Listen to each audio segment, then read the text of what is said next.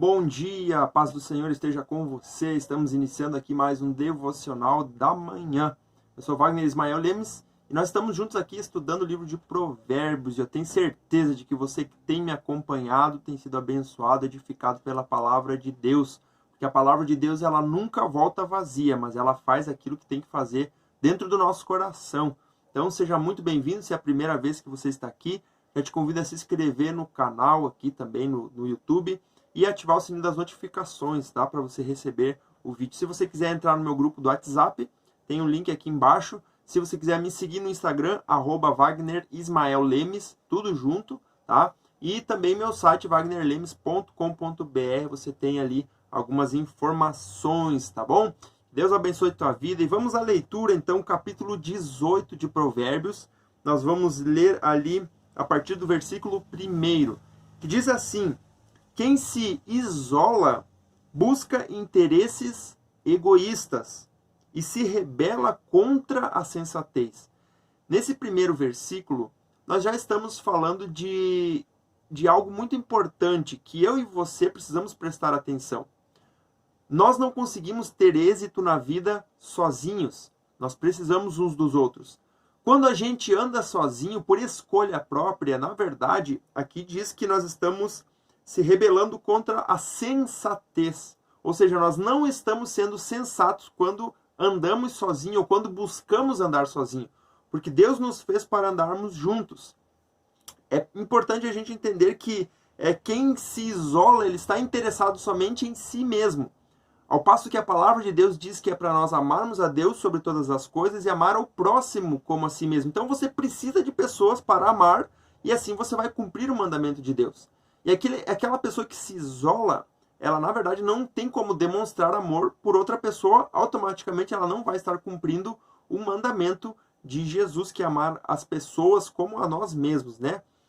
Versículo 2: o tolo não tem prazer no entendimento ou no conhecimento, ou ele não busca conhecer as coisas, ele não busca entender os fatos, compreender como as coisas acontecem, mas sim, ele quer expor sempre os seus pensamentos. Então imagina que numa roda de pessoas, você tem ali um tolo. O tolo é aquela pessoa que não tem inteligência, que não tem sabedoria, que não busca conhecimento. E essa pessoa quer opinar naquilo que estão conversando. E aquela pessoa não sabe de nada, ela não buscou conhecimento, às vezes ela vai lá e fala uma asneira e acha que tem razão. Então, quando a pessoa não busca conhecimento, ela está se comparando ao tolo, a pessoa sem inteligência, a pessoa sem sabedoria. Então, antes de você emitir uma opinião a respeito de algo, primeiro vai e busca informação a respeito daquilo, para depois você falar. Então, esse versículo nos fala exatamente disso. Versículo 3: com a impiedade vem o desprezo, e com a desonra vem a vergonha. Então, o ímpio, quem é o ímpio? O ímpio é aquele que não aceita a verdade.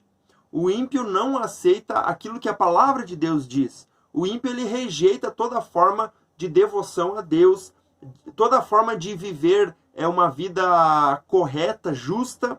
Ele não se preocupa com isso. Muito pelo contrário, a vida do ímpio é uma vida de maldade. E ele é desprezado. E com a desonra, então ele desonra as pessoas. Na verdade, ele suja o seu próprio nome, né? Porque ele sujando o seu nome, ele vai ser envergonhado.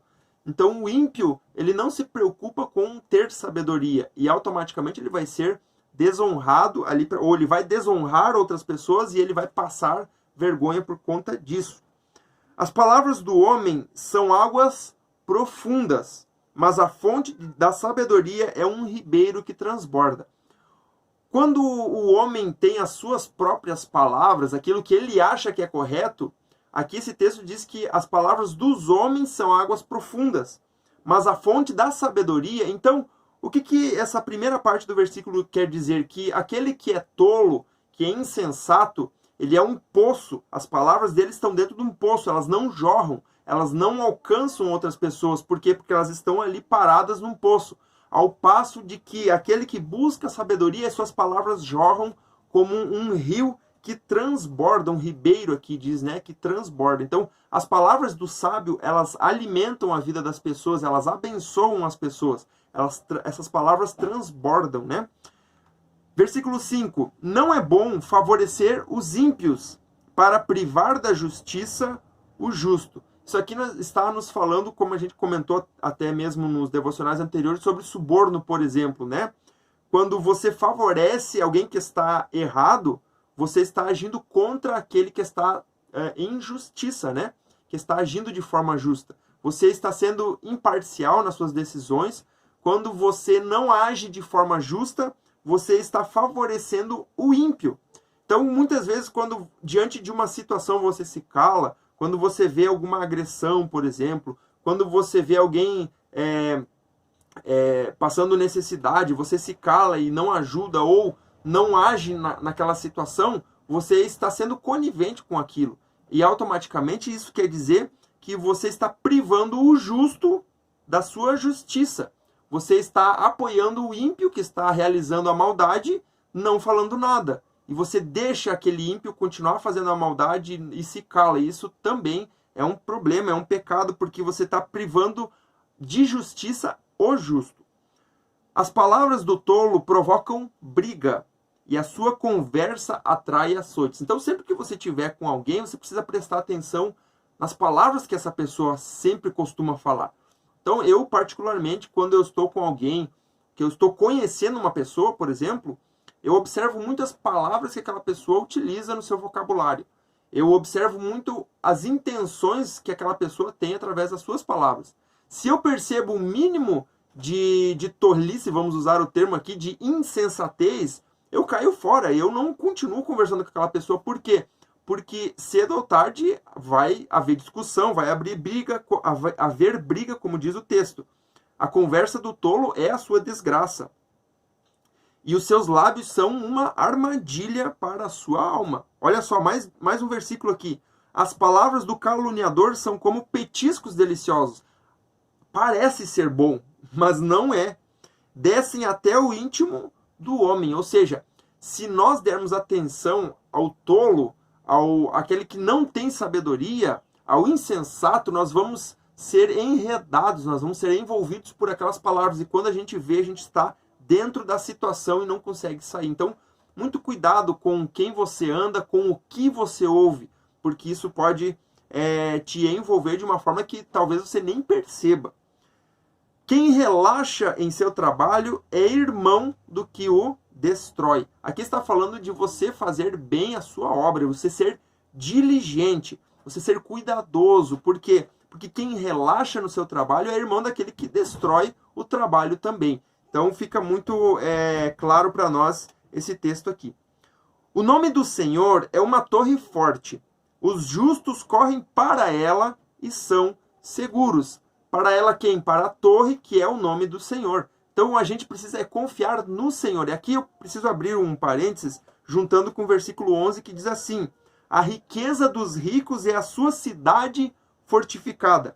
Eles a imaginam como um muro que é impossível escalar. Quando a gente junta esses dois versículos, a gente entende que a nossa segurança não deve estar no nosso dinheiro, deve estar em Deus. Porque o nosso dinheiro ele pode acabar. De repente você tem muito dinheiro, de repente você não tem mais nada. Vou dar um exemplo. Você mora numa cidade que tem um terremoto, e você tem muito dinheiro, grandes construções e tudo mais. De repente aquilo é devastado, você fica sem nada. Você fica sem alimento, sem nada. Então ali você prova que o dinheiro ele não te dá segurança. Quem te dá segurança é Deus. Porque através da sabedoria você adquire muito dinheiro, muita prosperidade financeira. Mas por conta de você confiar em Deus. Quando você tem muito dinheiro e confia em Deus, isso vai ser a tua fortificação. Esse texto ele tem um paralelo muito com o capítulo 10, deixa eu ler com você aqui.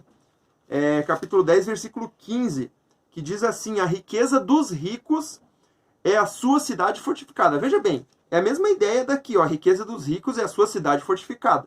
Mesma coisa que está escrito no capítulo 10, versículo 15. Mas no capítulo 10, versículo 15, diz que a pobreza é a ruína dos pobres. Por quê?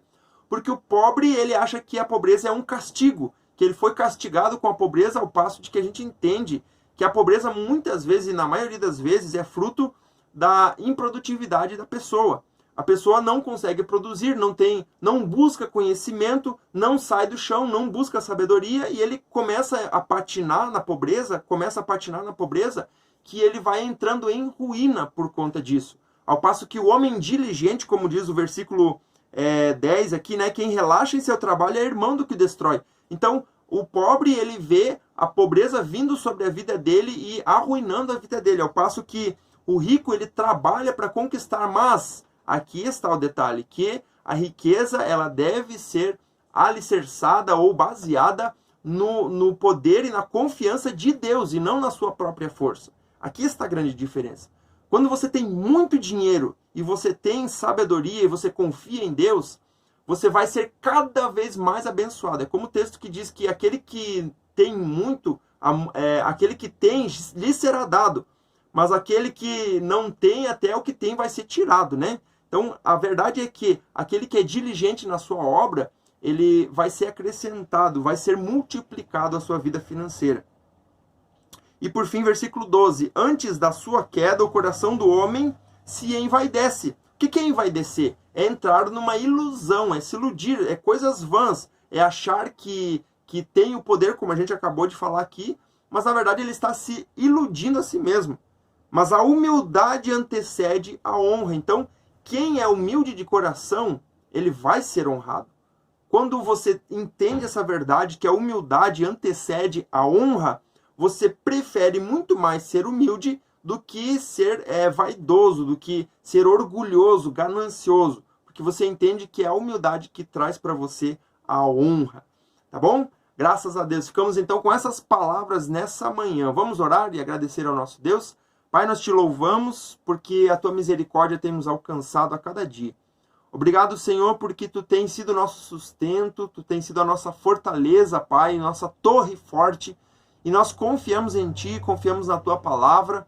Eu quero fazer uma oração, Senhor, especial por cada um que aqui está, Deus. Abençoa a vida financeira de cada um, Senhor.